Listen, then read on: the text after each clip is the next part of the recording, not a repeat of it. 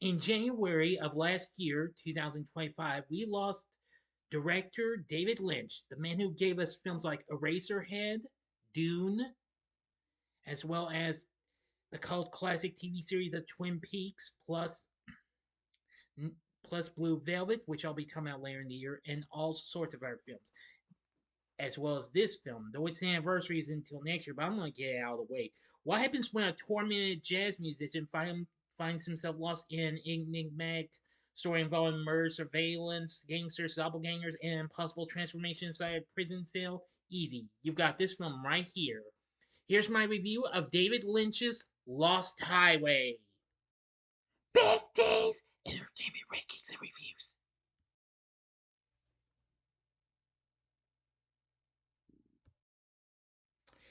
So, greetings, my fellow YouTubers, and welcome again to Big D's Entertainment Rankings and Reviews. I'm the Big D, and this time around, I bring to you a review of the 1997 surrealist neo-noir horror flick Lost Highway, released by October Films, directed by David Lynch, who co-wrote the story with Barry Gifford.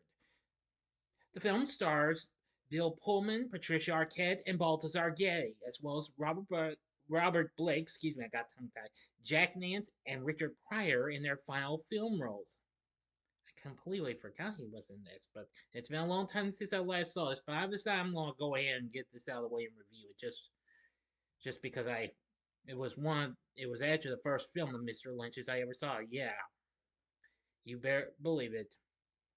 It follows a man who receives unmarked VHS tapes showing footage of his home before he is abruptly arrested for his wife's murder, at which point he mysteriously disappears and is replaced by a young man leading a different life. This film was released in France back in January of 1997 before it premiered, and it premiered at Sundance the same month. It made its premiere in the US on February 21st, 1997. While it was a major bust at the box office, it still became a cult classic though. I'm pretty sure it was. Anyway, it received mixed reviews, with most critics initially dismissing it as incoherent, and has since been reappraised, yes, garnering a cult following and scholarly interest. Here we go.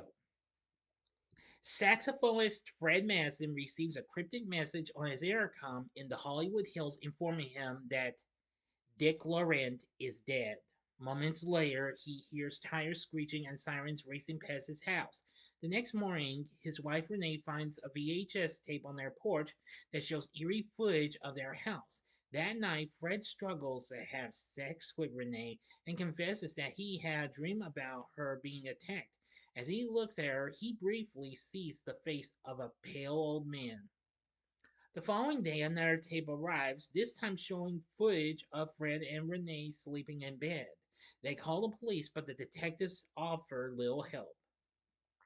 Fred and Renee attend a party hosted by her friend Andy, where Fred encounters a pale man who acts strangely and claims they have met before. The man insists he is currently at Fred's house, which he demonstrates by answering Fred's call to his home phone. Andy identifies the man as an acquaintance of Dick Laurent.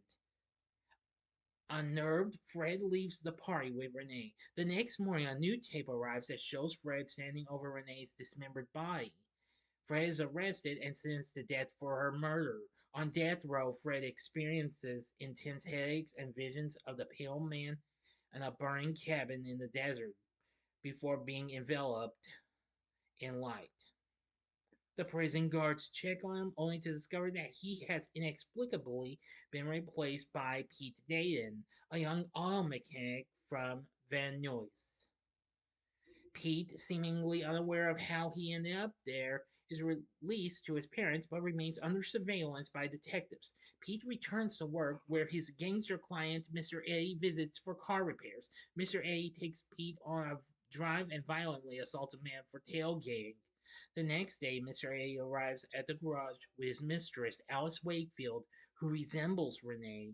Later that night, Alice returns alone and seduces Pete, initiating an affair.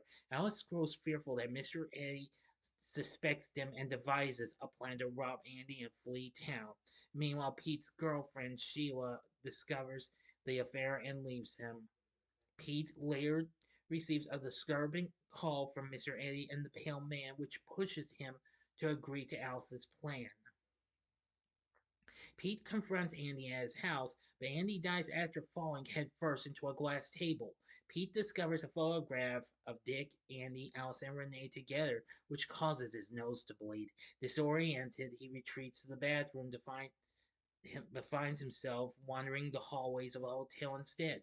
Pete and Alice arrive at a remote desert cabin to sell stolen goods. They have sex outside, during which Alice taunts Pete by saying, "You'll never have me," before disappearing into the cabin in the buff. In a flash of light, Pete transforms back into Fred. Now for the ending. As always, you know the procedure. You have 5 seconds to stop this video at once. Go to the description box below. Fast forward to the time below. As I count down now, if you've seen this movie already, please continue. Okay, you've been warned. Fred searches the cabin and finds the Pale Man, who tells him that Renee exists and Alice is not. He pursues Fred with a video camera, but Fred escapes and tracks down Dick Laurent at the Lost Highway Hotel, where Laurent is having sex with Renee. After Renee leaves, Fred kidnaps Dick and takes him to the desert. The Pale Man reappears and hands Fred a knife, with which he slits Dick's throat. Dick, confused, asks what they want. The Pale Man now plays a pornographic video featuring Renee and made by Dick. Cutaways show Renee and Dick watching the video, aroused. Back in the desert, the Pale Man shoots Dick dead and whispers something inaudible to Fred before vanishing, leaving Fred with a pistol. When police investigate Andy's death, Alice is inexplicably absent from the photograph Pete found. Fred drives to his home, buzzes the intercom, and says Dick Laurent is dead. As detectives arrive, Fred flees and leads police on a frantic chase on the highway through the desert. Amid flashes of light and distorted screams, Fred's fate is left ambiguous. End of story. So, what did I think of Lost Highway? Now, I have seen it a few times, but it's been years since I last saw this film. I do know that this film was a real twisted film and what have you. One dark neo-noir flick that really was total mind-blowing. I mean, this was wow than what I expected. But however, after watching it, revisiting it a few times years later, after I had rented it on checked it out on pay-per-view, I actually seemed to like it a little more. And I've got to say, this was really something.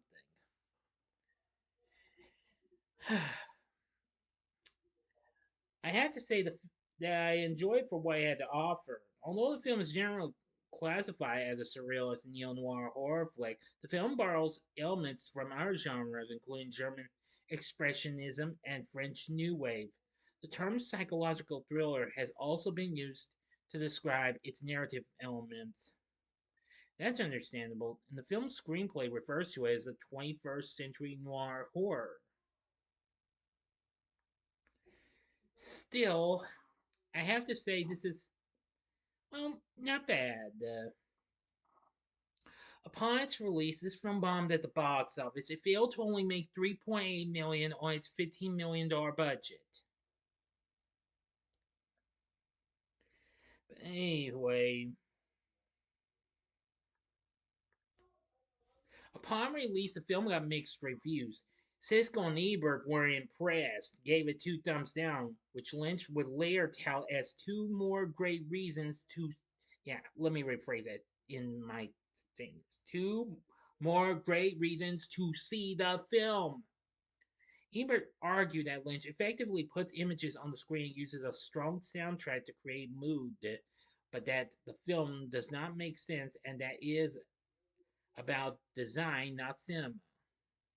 Similarly, Kenneth Turan of the LA Times wrote that the film is a beautifully made but emotionally empty film that exists only for the sensation of its provocative moments. Both Stephanie Zacharik of Salon and Owen Gleiberman of Entertainment Weekly felt that the film was superficial, especially when compared to Lynch's own 1986 film Blue Velvet, which, again, as I've said, I will be reviewing that film later in the year for its anniversary.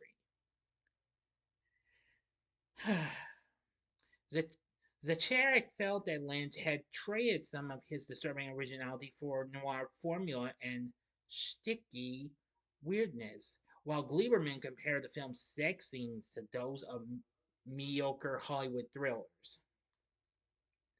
But hey, as always, I'm an understanding person and what have you. Now, for its legacy, it has become a cult classic and has gotten critical praise and scholarly interest. The film sits at 69% on Rotten Tomatoes, where they mark a further escalation in David Lynch's surrealist style. The film is a foreboding mystery that arguably leads to a dead end, although it is signposted throughout with some of the director's most haunting images yet. Metacritic has a score of 53. As a cult film, Lost Highway was included in the AV Club's The New Cult Canon section, as editor Scott Tobias viewed it as more cohesive than it might appear at first blush, and argued that Lynch goes digging for truths that people don't know or won't acknowledge about themselves within dreams, within the subconscious, within those impossibly dark hallways where we fear to tread. Lucia Bazzola of AllMovie, which was, of course, an online database, claimed that the film retrospectively remains a sound or image tour de force. Jeremiah Kipp of Slant Magazine claimed that the film was not an artistic failure, but rather in many ways it's Lynch at his most daring, emotional, and personal, and described it as a fan companion piece to an inversion of his 2001 film Mulholland Drive, which I'm also going to possibly review later this year as well. But anyway, yeah. Lynch's filmography inspired the Silent Hill video game series, with Lost Highway specifically serving as an inspiration for 2001 Silent Hill 2. Well, but since The Spy was a failure, the film got nominated at the Stinkers Bad Movie Awards, nominated for Worst Picture and Worst Director, but unfortunately lost to, you guessed it, Batman and Robin.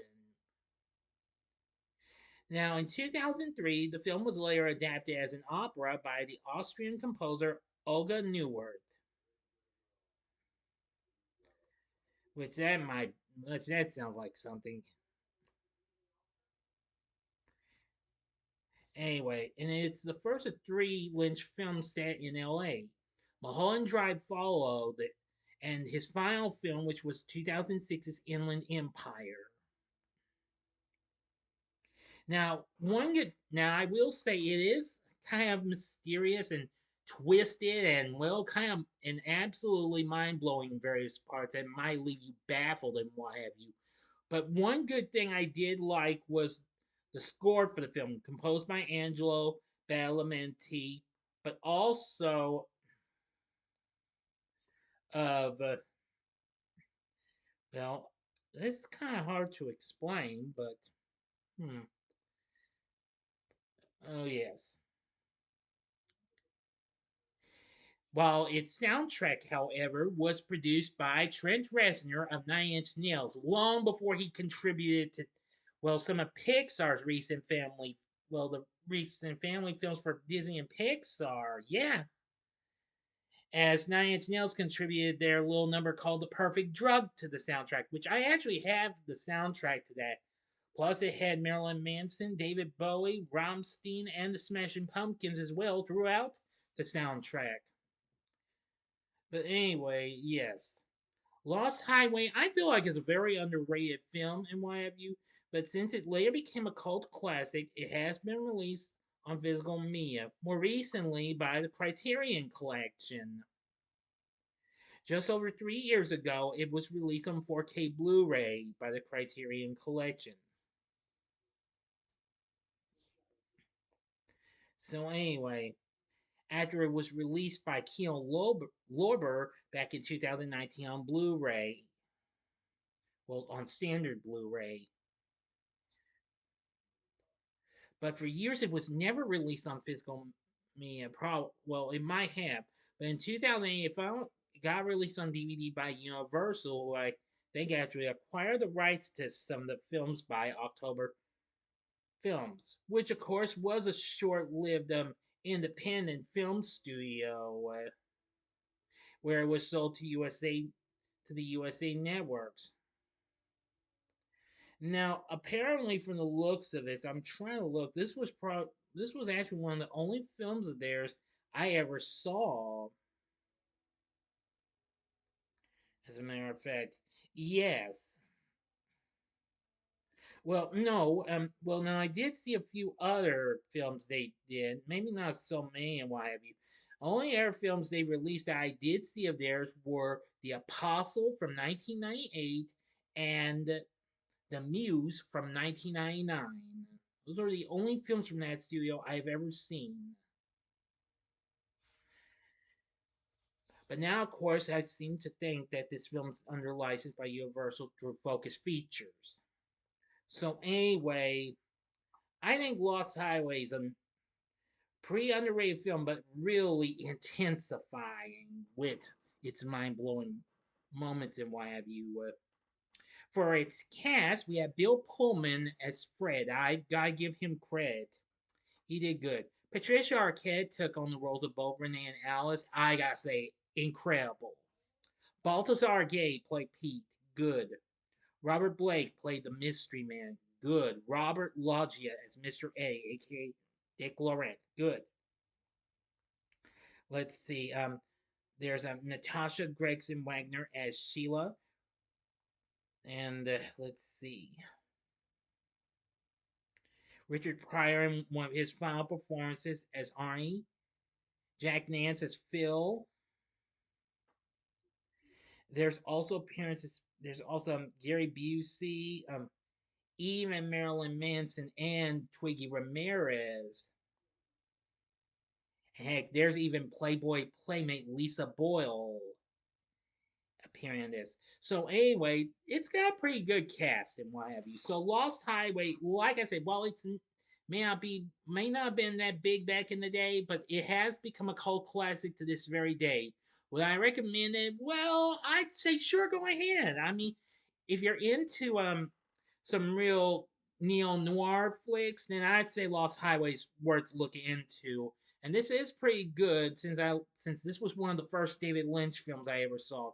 Of course, some of the only other films I ever actually had gone to see, is aside from Lost Highway, have been Dune and Mulholland Drive. Now, last year I got to see Blue Velvet for the first time, which I thought was pretty good. Now, I haven't seen other films he's done, like Eraserhead or The Elephant Man, or I know he's also done Wild at Heart and The Straight Story, or even his last film, Inland Empire. But Lost Highway is definitely worth looking into if you're a big fan of his. So, in other words, since I'm just a year late, I'm going to say rest in peace, David Lynch. So, what did you think of Lost Highway? Let me know in the comments section below. If you like this video, consider clicking the like button, subscribe, click the bell for notifications, and be a part of the Big D Nation. Continue to help support my channel, and you know the rest. Please stand by.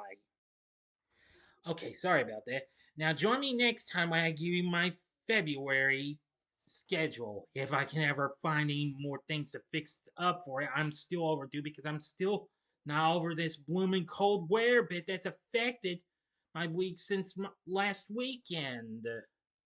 But anyway, if you like this, consider checking out these other videos. If you'd like more Bill Pullman, check out my review of a film he did a year before, about a half a year before this, from 1996, which is the sci-fi classic Independence Day.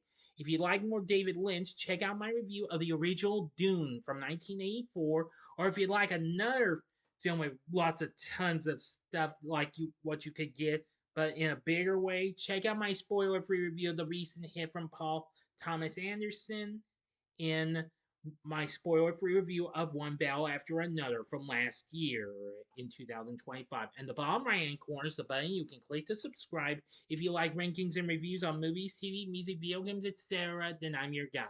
Thanks for watching. Until next time, I'm the Big D saying, see ya.